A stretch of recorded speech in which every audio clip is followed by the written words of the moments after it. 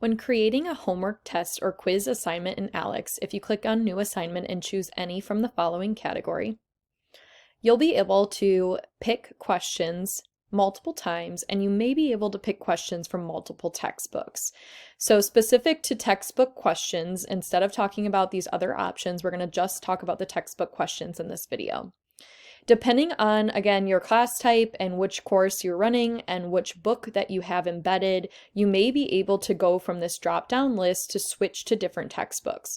So if there's something that you feel like is lacking a bit in the second edition of college algebra, let's say in chapter 1, section 1.1, you bring in a couple of these questions to give to your students, but you feel like something is missing, what you can do is go in here and change it to a different textbook that's in the same family of texts, and then you have all of these options as well. So you'd have to figure out where those questions match up, but it might be something like this, where all these questions are similar type. So you can change the textbook as long as you have an option there, then you can definitely use anything that's in there.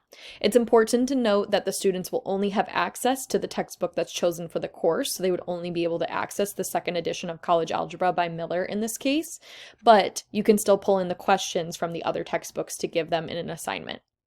Another thing to note is that when you have a textbook chosen and you're going through the textbook questions, you'll be able to pull in these questions multiple times if you feel like there's a really good question, or if you feel like there's some content lacking where you want to just have them come in here a few times and practice this particular question. So in this case, if I was in section 3.1 and I really wanted to hit home whatever this question is, that's exercises 13 and 14, you can pull it in multiple times and ALEKS will give each student each time a different set of numbers.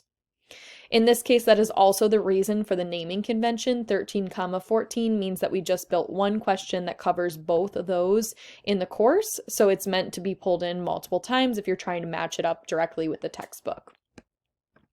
Another option for you to do with textbook questions especially is if you're wanting to pool questions, you can pool from here. You can check however many you want off. Obviously, this is a huge number of questions, so I'm actually just going to check off just a few of them. So let's say I wanted to randomly pool, let's say 2 questions out of these 5. You can add in, it'll pull 2 randomly for each student. Each student will get separate numbers, and then they'll also get 2 random questions out of this grouping.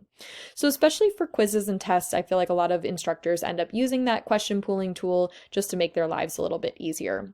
One little tip or suggestion that I have is you can go in here and instead of clicking on textbooks, for a quiz or a test, you could click on previous assignments.